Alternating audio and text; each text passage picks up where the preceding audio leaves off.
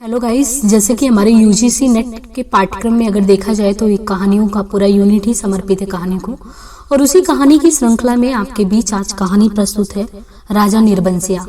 राजा निर्बंसिया कहानी जो है, कहानी के कथाकार एक तरीके से जो है कमलेश्वर जी की ये कहानी जो है राजा निर्बंसिया, ये कहानी बेसिकली जो है स्त्री की मजदूरी, गरीबी, यौन शोषण और साथ ही साथ उसकी जीवन मनः स्थितियां जो है परिस्थितियों की कैसे डावाडोल स्थिति में अपने आप को बिल्कुल एक अलग ही रूप में पाती है। जैसे कह सकते हैं कि परिस्थितियों के साथ वो खुद खिलौना बन जाती है, लेकिन उस चीज को सामने कोई नहीं समझ पाता है। तो मतलब एक तरीके से आपको इसमें दिखाया जाएगा कि कहानी में जो पात्र है, पात्र समय के साथ कैसे समझौता कर लेता है। ये कहानी है जिसे राजा निर्बंसिया, बेसिकली जो कहानी चल रही है, ये दो कथाएं साथ साथ चल रही हैं। एक प्राचीन राजा निर्बंसिया की कहानी और दूसरी तरफ आधुनिक जगपति और उसकी पत्नी चंदा की कहानी। राजा निर्बंसिया जो है, राजा निर्बंसिया को शिकार का शौक था। एक बार राजा शिकार को निकला। देखिए, ये कहानी बताने से पहले एक ये है कि कहानी शुरू कैसे होती है। ये होता कब है कि जैसे कुछ दादी हैं, दादी अम्मा, वो बच्चों को कथा सुना रही हैं और मौका कौन सा है उस अवसर पे, यानी कहानी है सकट चौथ पर लेखक की दादी जो है उनको ये कहानी सुनाती थी। एक राजा थे, उनके कोई पुत्र नहीं था। रानी ने मंत्री के साथ संबंध बनाकर पुत्र प्राप्त कर लिया, किंतु जब रानी से सच प्रमाणित करने के लिए कहा गया तो दैवी शक्तियों ने उनकी सहायता की और इस प्रकार रानी की इज्जत को कोई खतरा न रहा। एक तरीके से जैसे कपोल कल्पना वाली कहानी की बात करते हैं, कुछ ऐसी थी। लेकिन ये है कि कहानी जो है ना, समानांतर कथा चल रही है, दो कथा साथ में चल रही है। एक तरीके से कि एक तरफ राजा निर्बंसिया जो है वो है और दूसरी तरफ आधुनिक जगपति और उनकी पत्नी चंदा की कहानी है। तो यहाँ पे ये था कि राजा निर्बंसिया जो थे, उनको शिकार का बड़ा शौक था। एक बार राजा शिकार को निकले भी, पर वो घर को नहीं लौट के आए। रानी अपने मंत्री के साथ राजा को ढूंढने निकली थी, तो राजा का पता तो चल गया, लेकिन रानी का मंत्री के साथ अनैतिक संबंध स्थापित हो गया। राजा के कोई पुत्र नहीं था। मंत्री से रानी के दो पुत्र हुए। राजा सचमुच, अब देखिए ऐसी स्थिति हो गई, चुपचाप महल आ गया। और दूसरी तरफ स्थिति एक और भी है कि जगपति नपुंसक था। अब यहाँ पे देखिए, वहां पे रानी को लगाया गया, यहाँ दूसरी कहानी में जगपति नपुंसक था। उसकी पत्नी चंदा के कोई बच्चे नहीं हुए। डकैतों का सामना करता हुआ जगपति घायल हो जाता है और उसके लिए महंगी दवाओं की आवश्यकता पड़ती है। फिर एक स्त्री अपने पति के इलाज के लिए क्या क्या नहीं करती, लेकिन अंततः त्रासद कथा ये बयां करती है कि उसके साथ क्या घटनाएं होती हैं। तो संपूर्ण सारांश एक जगह ऐसे ही बता देंगे तो फिर कहानी का आपको असल मजा नहीं आएगा। तो कहानी का आनंद उठाइए, बहुत ही अच्छी कहानी है। कहानी का परिवेश बताया कि ध्यान में रख के चलना है कि दोनों साथ में ही चल रहा है, दो कथाएं। एक राजा निर्बंसिया थे, माँ कहानी सुनाया करती थी। उनके आसपास ही 4-5 बच्चे अपने मुट्ठी में फूल दबाए कहानी समाप्त होने पर घरों पर चढ़ाने के लिए उत्सुक से बैठ जाते थे। आटे का सुंदर सा चौका पूरा होता, उसी चौके पर मिट्टी की 6 गौरें रखी जाती थी, जिनमें ऊपर वाली के विंध्या और सिंदूर लगता, बाकी 5 नीचे दबी पूजा ग्रहण करती रहती। एक और दीपक की बत्ती स्थिर से जलती रहती और मंगल घट रखा रहता, जिस पर रोली से साथियां बनाया जाता। सभी बैठे बच्चों के मुख पर फूल चढ़ाने की उतावली की जगह कहानी सुनाने की सहज स्थिति को उभारती है। एक राजा निर्बंसिया थे, माँ सुनाया करती थी। उनके राज में बड़ी खुशहाली थी। सब वर्ण के लोग अपना अपना काम काज देखते रहते थे, कोई दुखी नहीं दिखाई पड़ता था। राजा की एक लक्ष्मी सी रानी थी, चंद्रमा से सुंदर और राजा को बहुत प्यारी।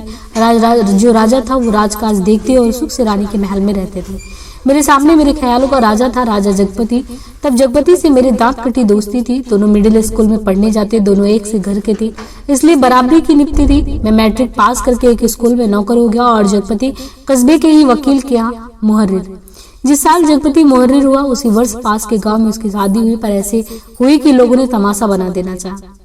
लड़की वालों का कुछ विश्वास था कि शादी के बाद लड़की की विदा नहीं होगी, ब्याह हो जाएगा और 7वीं बार तब पड़ेगी जब पहली विदा की शायद होगी, तभी लड़की अपने ससुराल जाएगी। जगपति की पत्नी थोड़ी बहुत पढ़ी लिखी थी, पर घर की लाख को कौन मेते।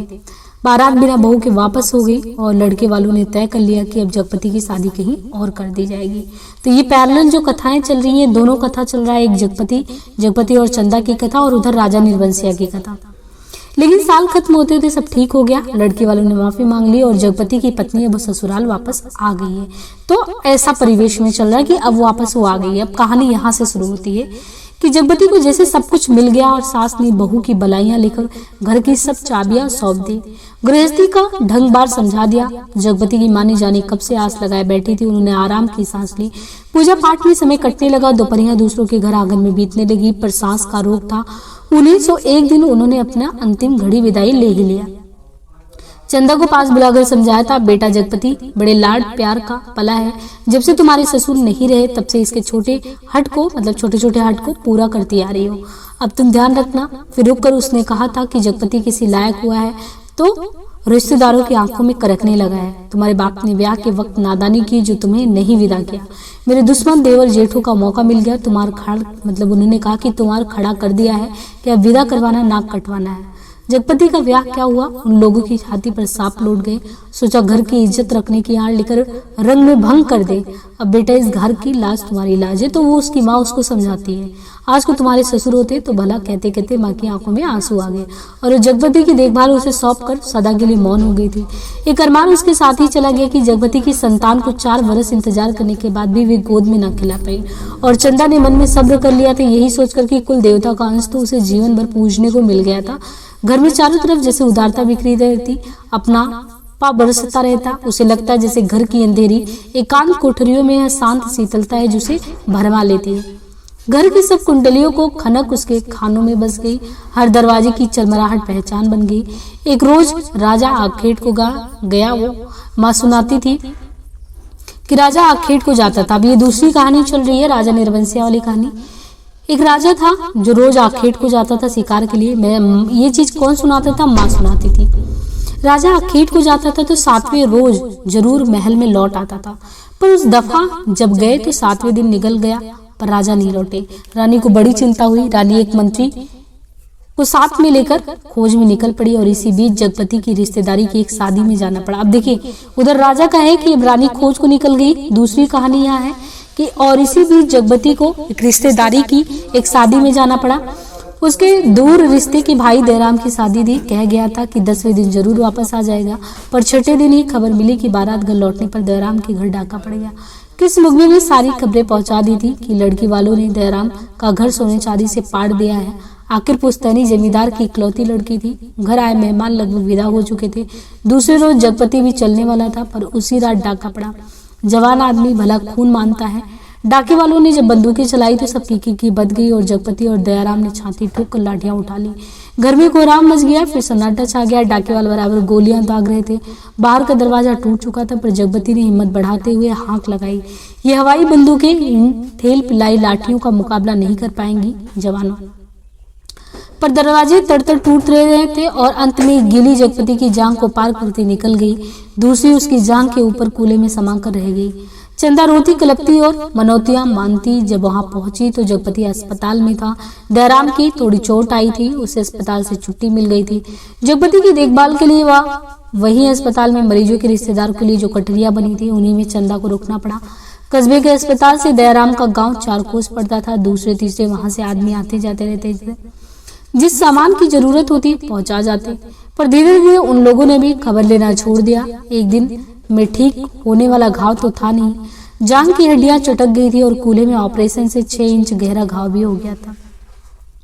कस्बे का अस्पताल था। कंपाउंडर ही मरीजों की देखभाल करता था और बड़ा डॉक्टर तो नाम के लिए था या कस्बे के बड़े आदमियों के लिए। छोटे लोगों के लिए तो कंपाउंडर साहब ही ईश्वर के अवतार थे।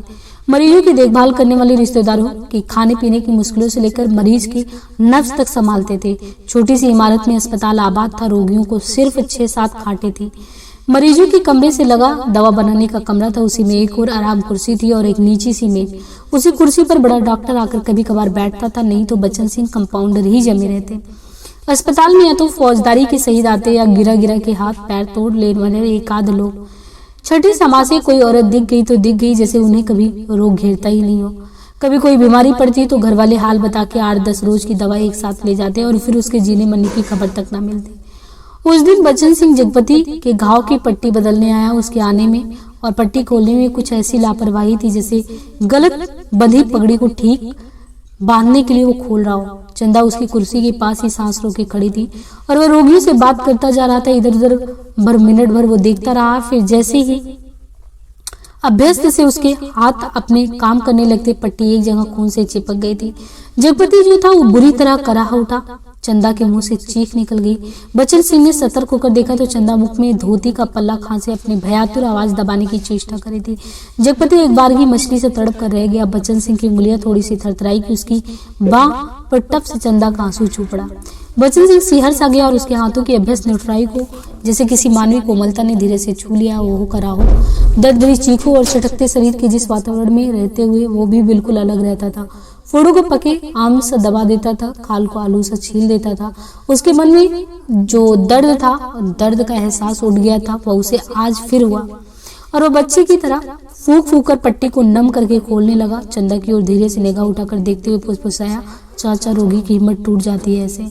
पर जैसे यह कहते कहते उसका मन खुद अपनी बात से उचट गया। यह बेपरवाही तो चीख कर कराहों की एक सरता से उसे मिली थी, रोगी की हिम्मत बढ़ाने की कर्तव्य निष्ठा से नहीं।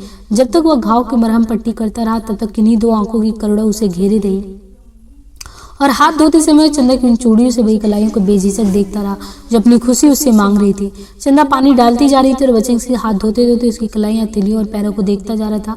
दवाखाने की ओर जाते हुए उसने चंदा को हाथ के इशारे से बुलाकर कहा, दिल छोटा मत करना, जांग का घाव है तो 10 रोज में भर जाएगा। कूल्हे का घाव कुछ दिन जरूर लगेगा, अच्छी से अच्छी दवाई दूंगा। दवाइयां तो ऐसी हैं कि मुर्दे को चंगा कर दे, पर हमारे अस्पताल में नहीं आती। फिर भी तो किसी दूसरे अस्पताल से नहीं आ सकती तो दवाइयाँ? चंदा ने पूछा उनसे। उन्होंने कहा, बच्चन सिंह ने कहा, हाँ आ तो सकता है, मरीज को अपना पैसा खर्च करना पड़ता है। तो वो कहते हैं कि चंदा चुप रहो।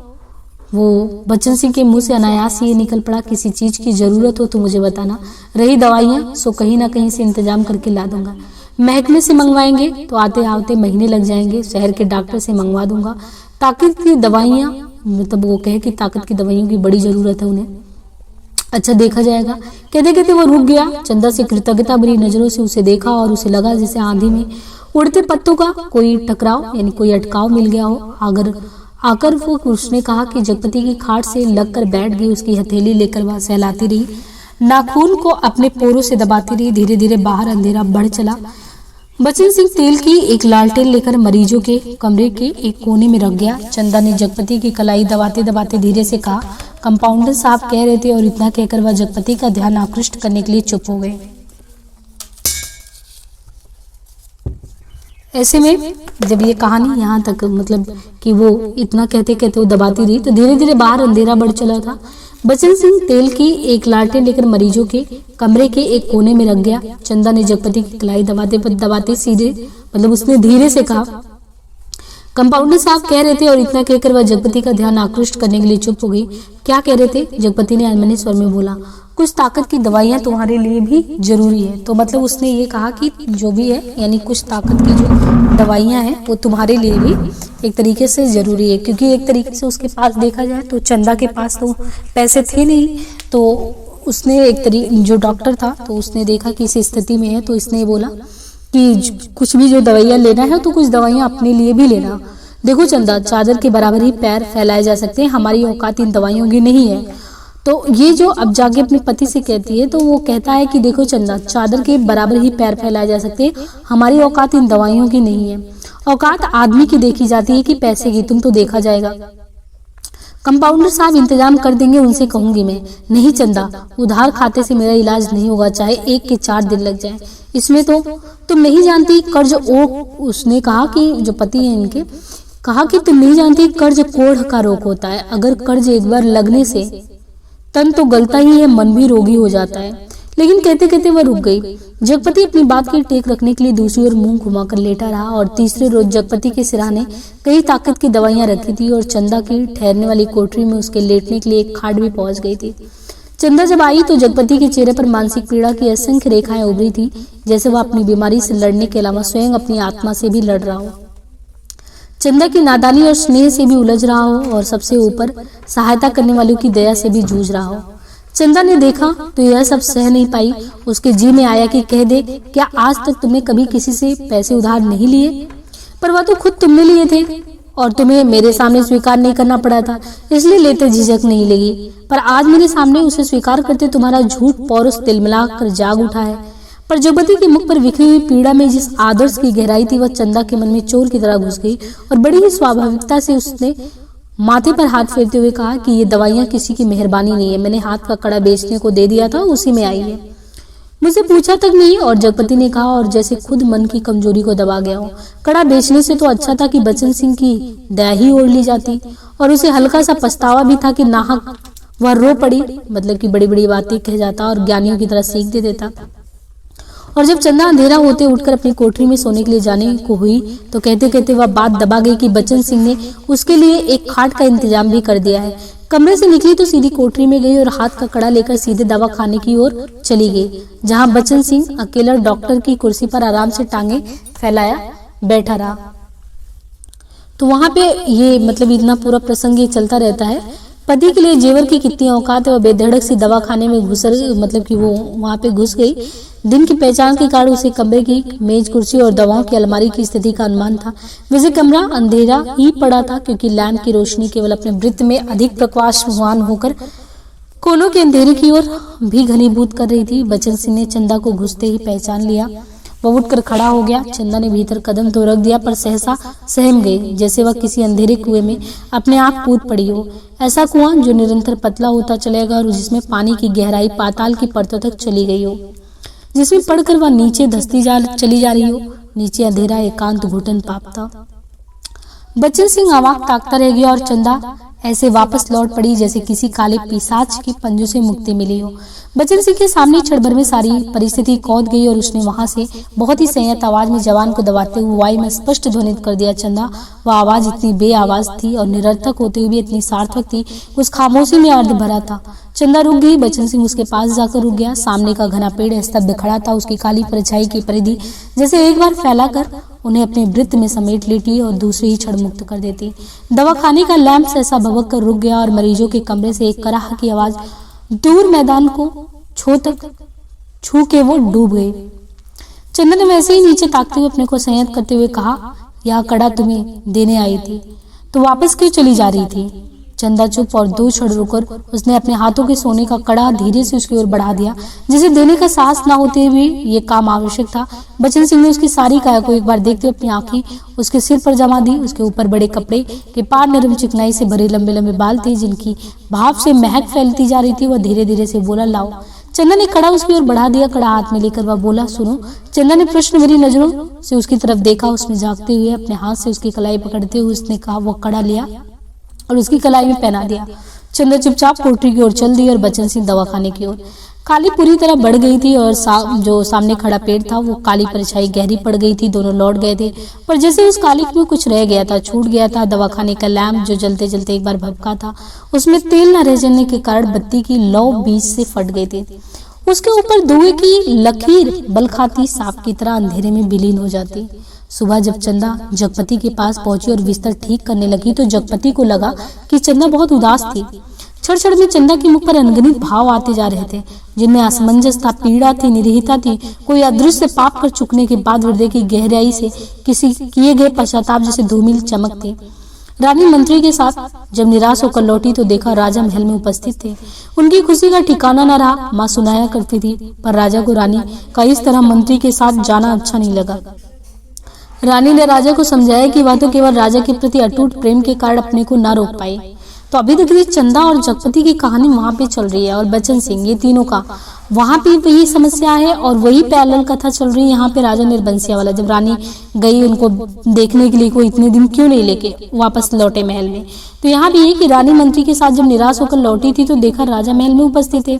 उनकी खुशी का ठिकाना नहीं रहा। माँ सुनाया करती थी पर राजा को रानी का इस तरह मंत्री के साथ जाना अच्छा नहीं लगा। वो राजा को लगा कि ये मंत्री के साथ मुझे ढूंढने क्यों आई थी।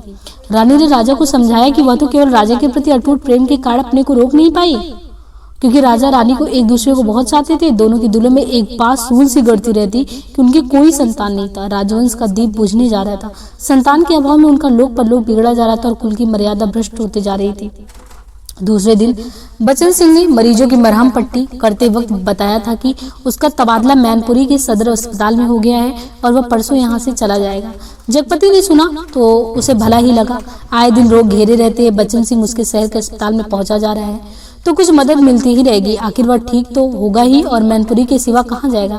पर दूसरे ही क्षण उसका दिल अकत भारीपन से भर गया। पता नहीं क्यों चंदा थी उसकी पत्नी, चंदा के अस्तित्व का ध्यान आते ही उसे सूचना में कुछ ऐसे नुकीले कांटे दिखाई देने लगे जो उसके शरीर में किसी भी समय चुभ सकते थे, जरा सा बेखबर होने पर बिध सकते थे।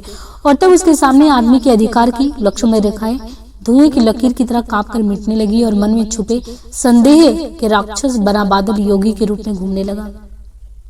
और 15-20 रोज बाद जब जगपति की हालत सुधर गई तो चंदा उसे लेकर वापस घर लौट आई। जगपति चलने फिरने लायक हो गया था। घर का ताला जब खोला तब रात झुक गई थी और फिर उनकी गली में तो शाम से ही अंधेरा झरना शुरू हो जाता था। पर गली में आते ही उन्हें लगा जैसे कि वनवास काटकर राजधानी लौटे हों। नुक्कड़ पर ही जमुना सुनार की कोठरी में सुरही पिंक रही थी, जिसके दराजदार दरवाजों से लालटेन की रोशनी की लकीर झांक रही थी और कच्ची तंबाकू का धुआं रुधि गली के मुहाने पर बुरी तरह भर गया था। सामने ही मुंशी जी अपनी जिंगला कटिया के गड्ढे में कुप्पी के मध्यम प्रकाश में खसरा खतौनी बिछाए मिजान लगाने में मशगूल थे। जब जगपति के घर का दरवाजा खड़का तो अंधेरे में उसकी चाची ने अपने जंगले से देखा और वहीं से बैठे बैठे अपने घर के भीतर ऐलान कर दिया, राजा निर्बंसिया अस्पताल से लौट आए, कुलमा भी साथ में आई है। ये सब सुनकर घर के अंधेरे बराठे में बैठे घुसते ही जगपति हाँप कर बैठ गया। झुंझलाकर चंदा से बोला, अंधेरे में क्या मेरे हाथ पैर तुड़वाएगी? भीतर जाकर लालटेन जला लाओ। तेल नहीं होगा इस वक्त, जरा ऐसे ही काम, तुम्हारे कभी कुछ नहीं होगा, न तेल न कहते कहते जगपति एकदम से चुप हो गया। और चंदा को लगा कि आज पहली बार जगपति ने उसके व्यर्थ मातृत्व पर इतनी गहरी चोट कर दी जिसकी गहराई की उसने कभी कल्पना नहीं की थी। दोनों खामोश बिना एक बात के अंदर चले गए। रात के बढ़ते सन्नाटे में दोनों के सामने दो बातें थी। जगपति के कानों में जैसे कोई व्यंग सा कह रहा था, राजा निर्बंसिया अस्पताल से आ गए थे। और चंदा के दिल में बात चुभ रही थी, तुम्हारे कभी कुछ नहीं होगा। और सिसकती चंदा ना जाने कब सो गई। पर जगपति की आंखों में नींद ना आई। खाट पर पड़े पड़े उसके चारों ओर एक मोहक भयावना सा जाल फैला था। लेटे लेटे उसे लगा जैसे उसका स्वयं का आकार बहुत छीड़ होता बिंदु सा रह गया है। पर बिंदु के हाथ थे, पर पैर थे और दिल की धड़कन भी थी। कोठरी का घुटा घुटा सा अंधियारा, मटमैली दीवारें और गहन गुफाओं से अलमारियां जिनमें से बार बार झांक कर देखता था वह सिहाए उठता था और सब कुछ बदल सा गया था। और बड़ी तेजी से सारा कमरा एक बारगी चक्कर काट गया और एक तरीके से धीरे धीरे स्थिर सब होने लगा। चंदा की नरम सांसों की हल्की सरसराहट कमरे में जान डालने लगी। जगपति अपनी पार्टी का सहारा लेकर झुका, कांपते पैर उसके जमीन पर रखे और चंदा के खाट के पाए से सिर टिकाकर बैठ गया। उसे लगा जैसे चंदा की इन सांसों की आवाज में जीवन का संगीत गूंज रहा हो। वह उठा और चंदा के मुख पर झुक गया।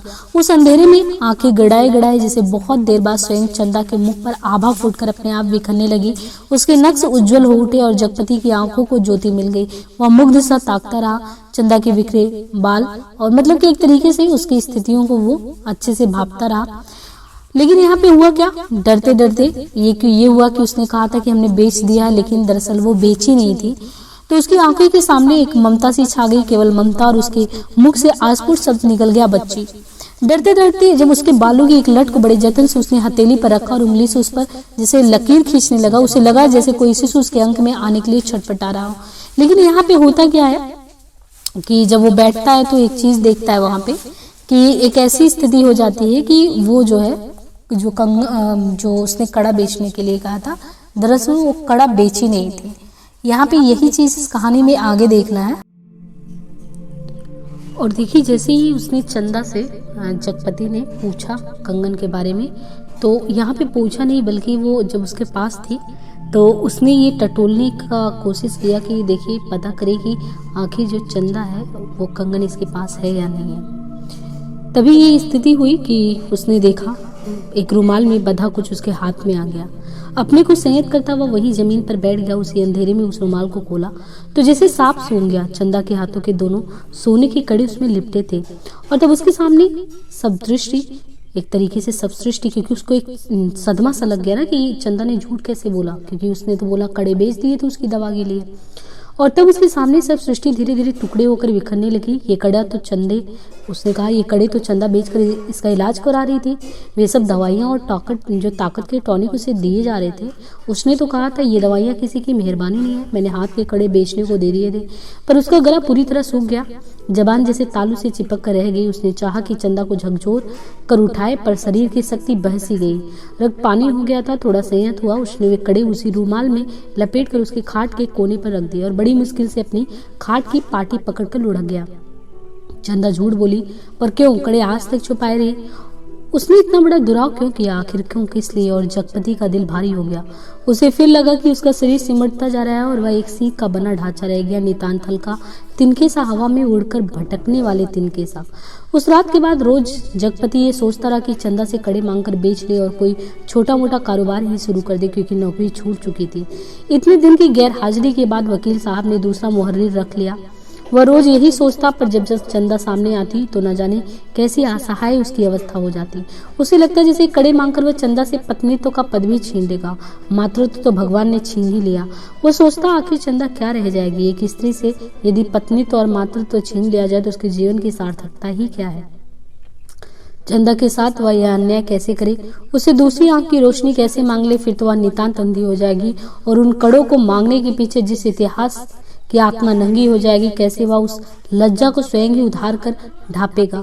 और वह उन्हीं ख्यालों में डूबा सुबह से शाम तक इधर उधर काम की टोह में घूमता रहा। किसी से उधार ले ले, पर उस संपत्ति पर क्या, एक तरीके से क्या है उसके पास जिसके आधार पर कोई उसे कुछ देगा? और मोहल्ले के लोग जो एक एक पाई पर जान देते हैं, कोई चीज खरीदते वक्त भाव में एक पैसा कम करने पर मिलो पैदल जाकर एक पैसा बचाते हैं, एक एक पैसे के मसाले की पुड़िया बदवा कर 11 मरतबा पैसों का हिसाब जोड़कर एक आध पैसे उधार कर मिन्नतें करते सौदा कर जाते हैं। गली में कोई खोचे वाला फंस गया तो 2 पैसे की चीज को लड़ झगड़ कर 4 दाने ज्यादा पानी की नीयत से 2 जगह बदवाते हैं। भाव के जरा से फर्क पर घंटों बहस करते हैं। शाम को सड़ी गली तरकारियों की किफायत करते हैं। ऐसे लोगों से किस मुंह से मांगकर वह उनकी गरीबी के एहसास पर ठोकर लगाए? पर उस दिन शाम को जब वो घर पहुंचा तो बरोठे में ही एक साइकिल रखी नजर आई। दिमाग पर बहुत जोर डालने के बाद भी वह आगंतुक की कल्पना न कर पाया। भीतर वाले दरवाजे पर जब पहुंचा तो सहसा हंसी की आवाज सुनकर ठिठक गया। उस हंसी में एक अजीब सा उन्माद था। और उसके बाद चंदा का स्वर, अब आते ही होंगे, बैठिए ना 2 मिनट और अपनी आंखों से देख लीजिए और उन्हें समझाते जाइए कि अभी तंदुरुस्ती इस लायक नहीं जो दिन दिन भर घूमना बर्दाश्त कर सके। हाँ भाई, कमजोरी इतनी जल्दी नहीं मिट सकती। ख्याल नहीं करेंगे तो नुकसान उठाएंगे। कोई पुरुष स्वर था यह। जगपति असमंजस में पड़ गया। वह एकदम भीतर घुस जाए, इसमें क्या हर्ज है?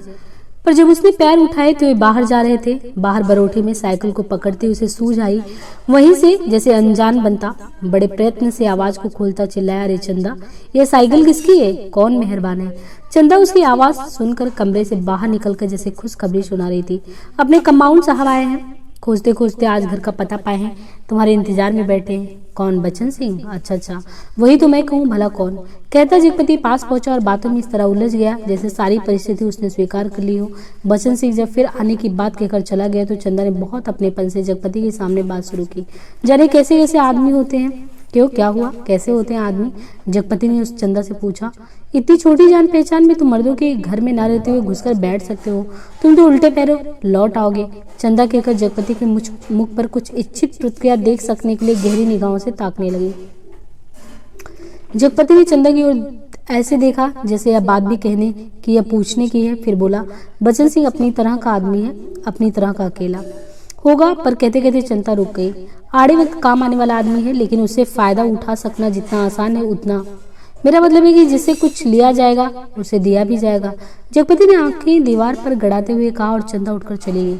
उस दिन के बाद बच्चन सिंह लगभग रोज ही आने जाने लगा। जगपति उसके साथ इधर उधर घूमता भी था। बच्चन सिंह के साथ वह जब तक रहता अजीब सी घुटन उसके दिल को बांध लेती और तभी जीवन की तमाम विषमताएं भी उसकी निगाहों के सामने उभरने लगती।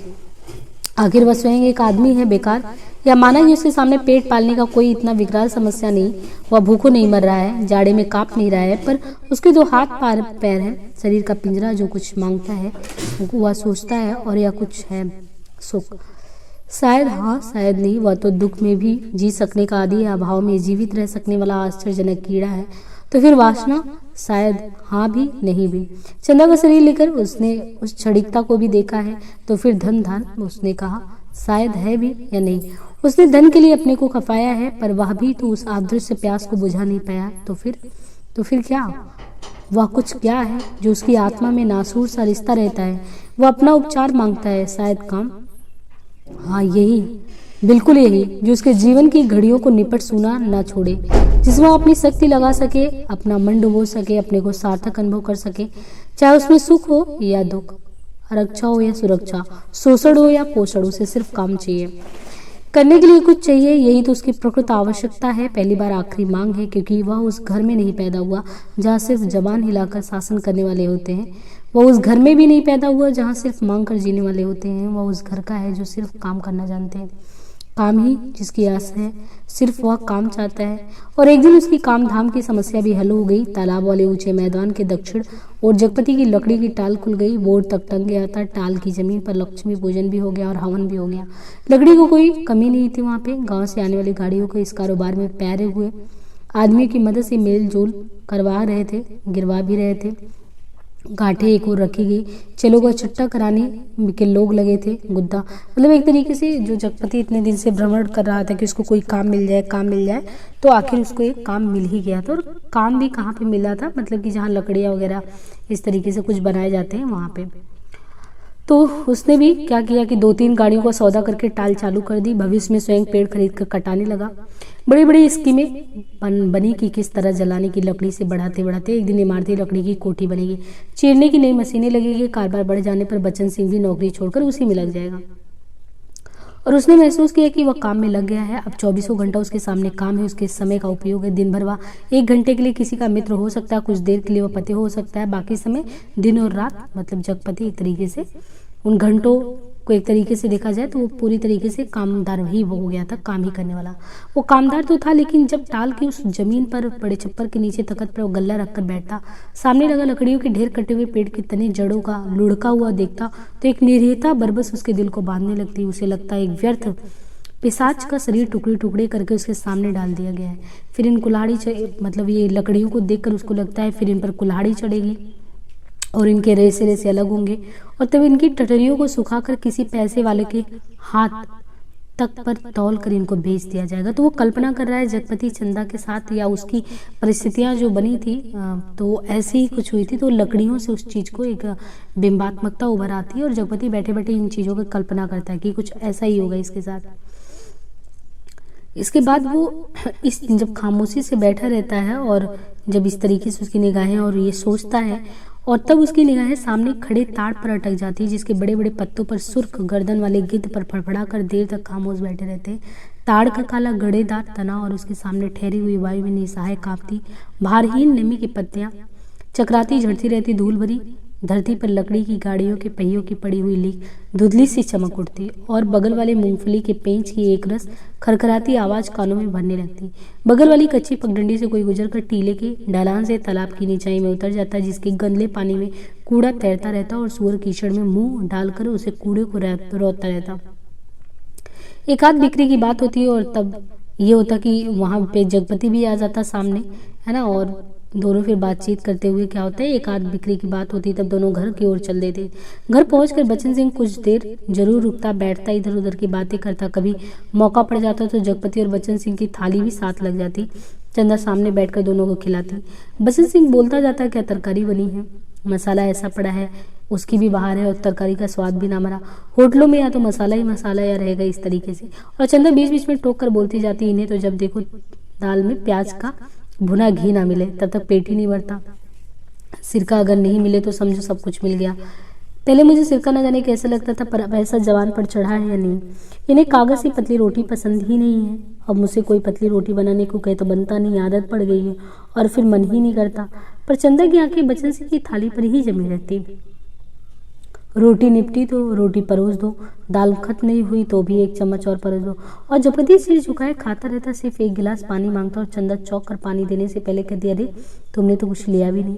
कहते कहते वह पानी दे देती और तब उसके दिल पर गहरी सी चोट लगती। न जाने क्यों वह खामोशी की चोट उसे बड़ी पीड़ा दे जाती, पर वह अपने को समझा लेती, कोई मेहमान तो नहीं है, मांग सकते हैं, भूख नहीं होगी।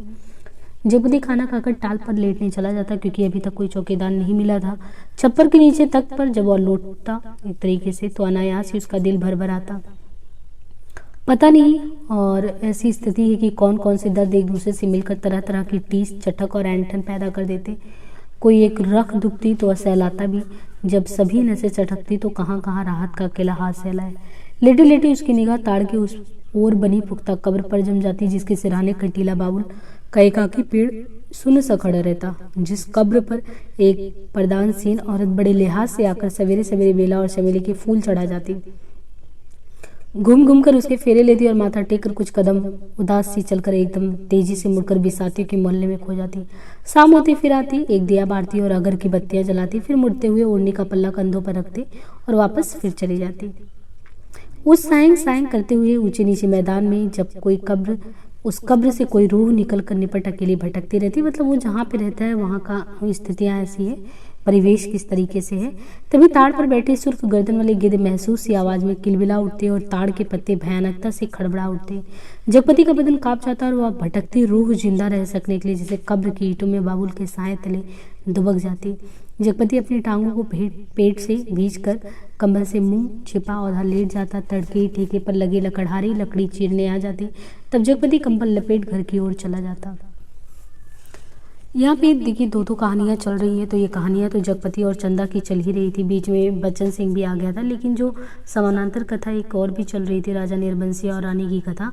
वहाँ पे क्या होता, राजा रोज सवेरे टहलने जाते थे, माँ सुनाया करती थी, क्योंकि ये लेखक को उनकी दादी कहानी सुना रही है, तो उसी प्रसंग में कहानी, उसी ढर्रे पे इस कहानी को यहाँ पे डाला गया है। राजा रोज सवेरे टहलने जाता था, माँ सुनाया करती थी। एक दिन जैसे ही महल के बाहर निकल कर आए कि सड़क पर झाड़ू लगाने वाली मेहतरानी उन्हें देखते ही अपना झाड़ू पंजा पटक कर माथा पीटने लगी और कहने लगी, हाय राम, आज राजा निर्बंसिया का मुंह देखा है, ना जाने रोटी भी नसीब होगी कि नहीं, ना जाने कौन सी विपद टूट पड़े। राजा को इतना दुख हुआ कि उल्टे पैरों महल को लौट आए। मंत्री को हुक्म दिया कि उस मेहतरानी का घर नाश से भर दे और सब राशि वस्त्र उतार दे। राजा उसी क्षण जंगल की ओर चले गए। उसी रात रानी को सपना हुआ कि कल की रात तेरी मनोकामना पूरी करने वाली है। रानी बहुत पछता रही थी, पर फौरन ही राजा रानी को खोजती खोजती उस सराय में पहुंच गई जहां वह टिके हुए थे। रानी भेष बदलकर सेवा करने वाले भटियारिन बनकर राजा के पास रात में पहुंची। रात भर उनके साथ रही और सुबह राजा के जगने से पहले सराय छोड़ महल में लौट गई। राजा सुबह उठकर दूसरे देश की ओर चले गए। 2 ही दिनों में राजा के निकल जाने की खबर राजभर में फैल गई और राजा निकल गए। चारों तरफ यही खबर थी और उस दिन टोले मोहल्ले के हर आंगन में बरसात के मेही की तरह यह खबर बरस कर फैल गई कि चंदा के बाल बच्चे होने वाले हैं। देखिए दोनों चीजें हुई, वहां भी राजा निकल गए और यहाँ पे चंदा के बच्चे होने वाले हैं। नुक्कड़ पर जमुना सुनार की कोठरी में फिकती सुराही रुक गई। मुंशी जी ने अपना मिजान लगाना छोड़ विस्तारित नेत्रों से मतलब कि वो ताक कर खबर सुनी। बंसी गिराने वाले ने कुएं में से आधी गई रस्सी खींच डोल मन पर पटक कर सुना। सुदर्शन दर्जी ने मशीन के पहिए को हथेली से रगड़ कर रोक कर सुना। हंसराज पंजाबी ने अपनी नील लगी मलगुजी कामीज के आस्तीने चढ़ाते हुए सुना और जगपति की वेवा चाची ने औरतों के जमघट में बड़े विश्वास पर भेद भरे स्वर में सुनाया। आज 6 साल हो गए शादी को, न बाल बच्चे, न जाने किसका पाप है उसके पेट में और किसका होगा सिवा उस मुस्तंडे कंपाउंडर के। न जाने कहाँ से कुलच्छनी इस मोहल्ले में आ गई। इस गली की तो पुश्तों से ऐसी मर्जाद रही है कि इर्द गिर्द औरत की पछताई तब तक नहीं पाए। यहाँ के मर्द तो बस अपने घर की औरतों को जानते हैं, उन्हें तो पड़ोसी के घर की जनानियों की गिनती तक नहीं मालूम।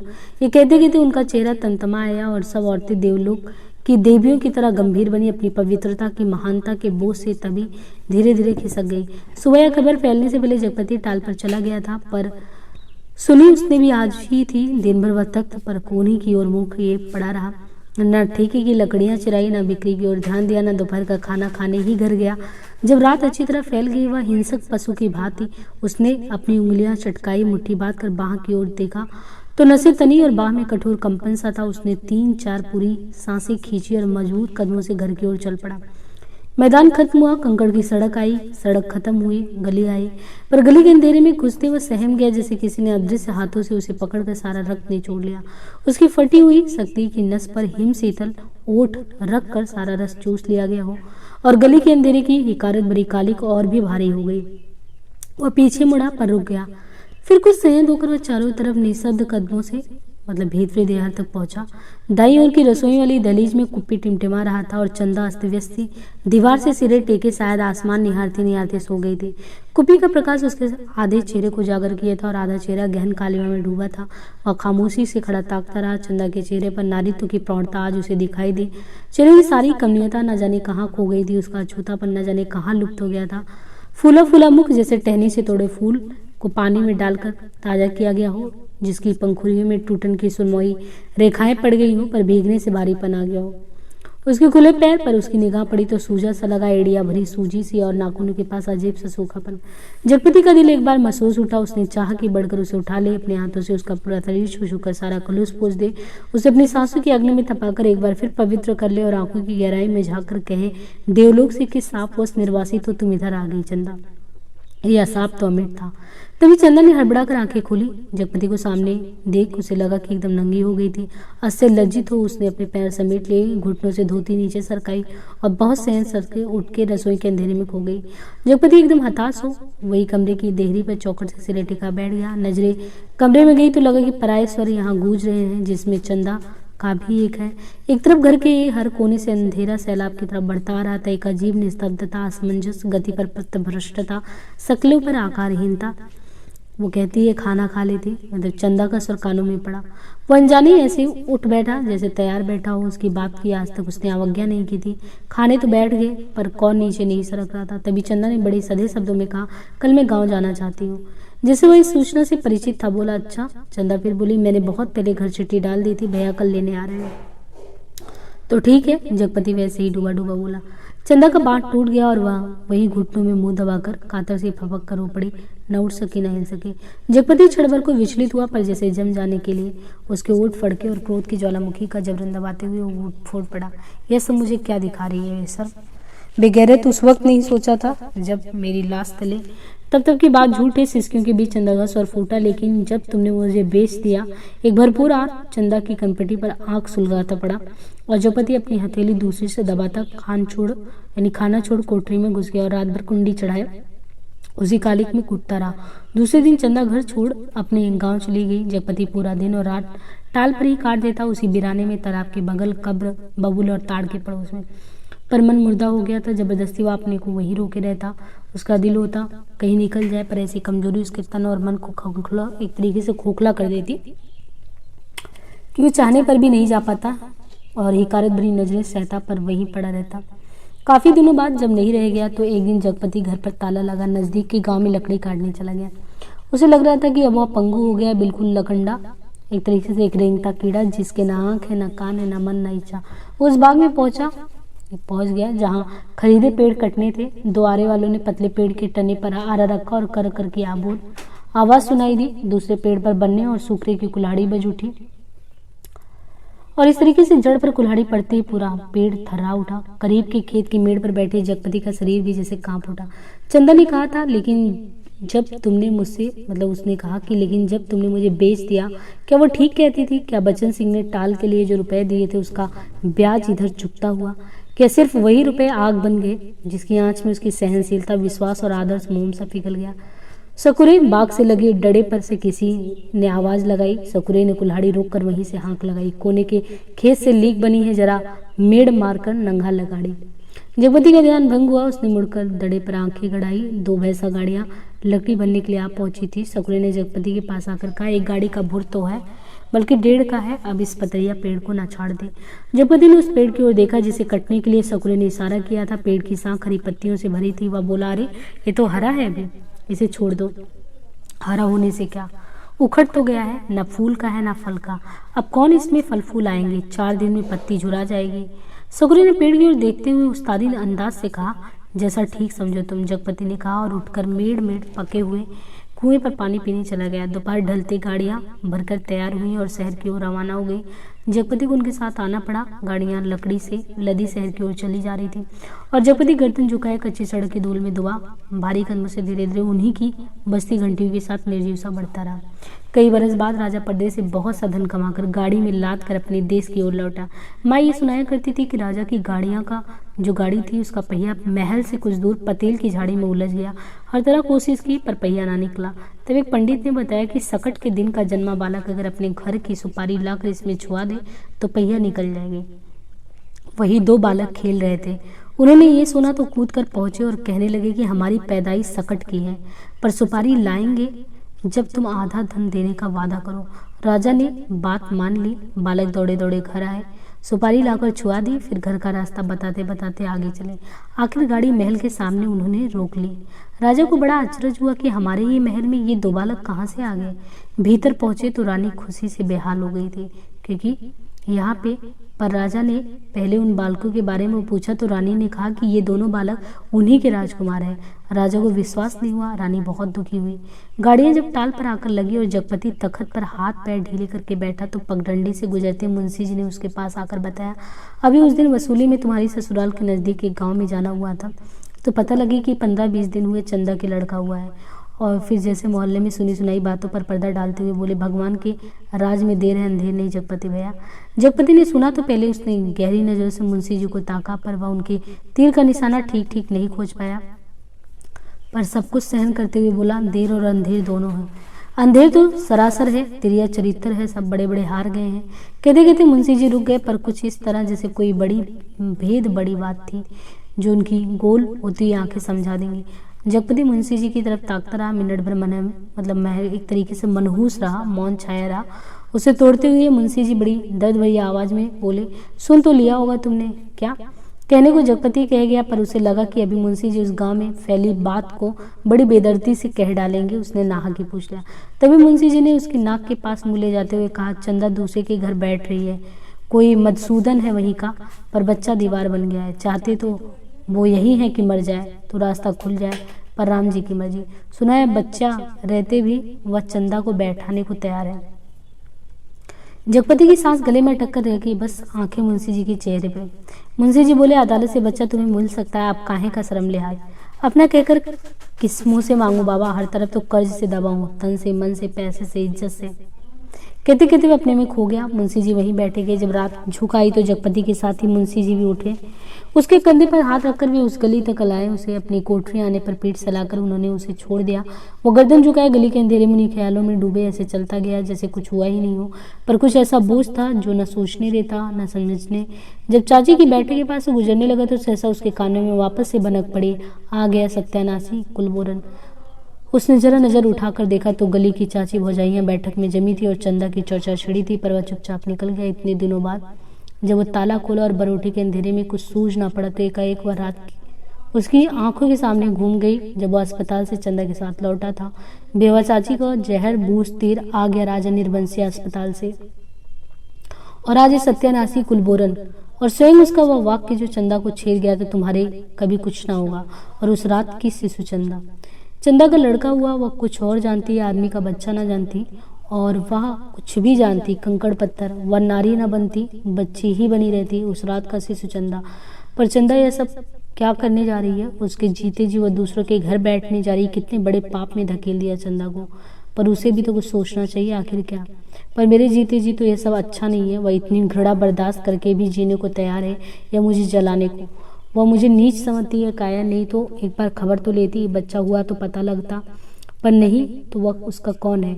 कोई भी नहीं। औलाद ही तो है स्नेह की दूरी, जो आदमी औरत के पहियों को साफ कर तन के दलदल से पार ले जाती है। नहीं तो हर औरत वेश्या है और हर आदमी वासना गए कीड़ा। तो क्या चंदा औरत नहीं रही? वह जरूर औरत थी, पर स्वयं मैंने उसे नरक में डाल दिया। वो बच्चा मेरा कोई नहीं है, पर चंदा तो मेरी है। एक बार उसे ले आता। तो यहाँ पे ये अंतर्द्वंद की एक तरीके से कहानी है दोनों के बीच में, क्योंकि यही चीज़ राजा निर्बंसिया के साथ वहाँ पे देखने को मिलता है। और ये जो समानांतर कथा चल रही है ये इसके साथ की जगपति, और जगपति को चंदा को लेके कैसे उसके मन में उथल पुथल है, लेकिन कहने को तैयार नहीं है। यहाँ पे जब वो है तो आज का अंधेरा, घर में तेल भी नहीं है जो दिया जले, और फिर उसके लिए कौन जलाए? चंदा के लिए तो वो है ही नहीं, पर उसे तो बेच दिया है। सिवा चंदा की कौन सी संपत्ति उसके पास थी जिसके आधार पर कोई कर्ज देता? कर्ज ना मिलता तो ये सब कैसे चलता? काम पेड़ कहाँ से कटे? और तब सकुरे के वे शब्द उसके कानों में गूंज गए, हरा होने से क्या, उखड़ तो गया। वह स्वयं भी तो एक उगता हुआ पेड़ है, न फल का न फूल का, सब व्यर्थ ही तो था। जो कुछ सोचा कभी विश्वास नहीं कर पाया। तो देखिए इस तरीके से था। उधर रानी अपने कुल देवता के मंदिर में पहुंची। माँ सुनाया करते थे अपने सतीत्व को सिद्ध करने के लिए उन्होंने घोर तपस्या की। राजा देखते रहे, कुल देवता प्रसन्न हो गए। यानी यहाँ पे रानी भी खुश हो गई, उधर वो उसकी स्थिति हो गई है ना। लेकिन एक लास्ट में ये होता है कि जगपति ने मरते वक्त दो पर्चे छोड़ दिए, एक चंदा के नाम, दूसरे कानून के नाम। चंदा को उसने लिखा था, चंदा मेरी अंतिम चाह यही है कि तुम बच्चे को लेकर चली आना। अभी 1-2 दिन मेरी लाश की दुर्गति होगी, तब तक तुम आ सकोगी। चंदा, आदमी को पाप नहीं पश्चाताप मारता है। मैं बहुत पहले मर चुका था। बच्चे को लेकर जरूर चली आना। कानून को उसने लिखा था, किसी ने मुझे मारा नहीं है, किसी आदमी ने नहीं। मैं जानता हूँ कि मेरे जहर की पहचान करने के लिए मेरा सीना चीरा जाएगा। उसमें जहर है, मैंने अफीम नहीं रुपए खाए हैं। उन रुपयों में कर्ज का जहर था, उसी ने मुझे मारा है। मेरी लाश तब तक ना जलाई जाए जब तक चंदा बच्चे को लेकर ना आ जाए। आग बच्चे से दिलवाई जाए बस। माँ जब कहानी समाप्त करती तो आसपास बैठे बच्चे जो है फूल चढ़ाते हैं। मेरी कहानी भी खत्म हो गई। तो इस तरह लेखक जो है इस कहानी को किस तरीके से मतलब लिख रहा है कि हाँ, ये कहानी हमने सुना था और सुनने के क्रम में ही कहानी जब समाप्त होती है तो पहले जैसे कथा सुनाया जाता था तो बच्चे फूल चढ़ाते हैं। तो एक तरीके से देखिए, राजा निर्वंशिया कथा अपने आप में एक स्त्री के स्त्रीत्व का परीक्षा है। पूरी कहानी में आप देखेंगे तो चंदा को भी आप गलत नहीं ठहरा सकते, जगपति को भी नहीं। वो सब परिस्थितियों के नियंत्रण में है और जैसी परिस्थितियाँ उनको कठपुतली बनाए रहती हैं, पूरे कहानी में उनको आप उसी प्रकार देखेंगे। और एक तो जो सामाजिक ताना बाना हमारे यहाँ समाज का है कि कोई किसी को नहीं छोड़ता, तो वो आप पूरी कहानी में देखेंगे कि कैसे उसके खुद के घर वाले हैं जो आस पड़ोस के हैं, वो मतलब ये नहीं कि कोई भी हो सकता है शारीरिक संरचना में बनावट में कमी या हो सकता है कोई एक तरीके से प्रॉब्लम हो, उसको नहीं समझते हैं, बल्कि एक तरीके से उनको समाज में जो है हमेशा ताना ही देते रहते हैं। चाहे वो चंदा को हो गया, चाहे वो रानी को मिलता रहता है। तो इसीलिए कि यहाँ समाज किस तरीके से संवेदनहीनता की पराकाष्ठा भी अपना दिखाता है कि सामने वाला बीमार है लेकिन फिर भी आप ताने से बाज नहीं आते। तो ओवरऑल एक तरीके से देखा जाए साहित्य जगत में काफ़ी अच्छी कहानी रही है, समाज को एक नए दृश्य देने वाली और समाज में हमारे समाज में कैसी समस्याएं घटित हो रही हैं उनको उद्घाटित करने के क्रम में काफ़ी अच्छी कहानी रही है। बाकी और भी जो उपन्यास वगैरह हैं हमारे यूजीसी नेट के पाठ्यक्रम में, उसको हम अनवरत चलाते रहेंगे, लेकिन अपनी प्रतिक्रिया जरूर जाहिर करें। धन्यवाद।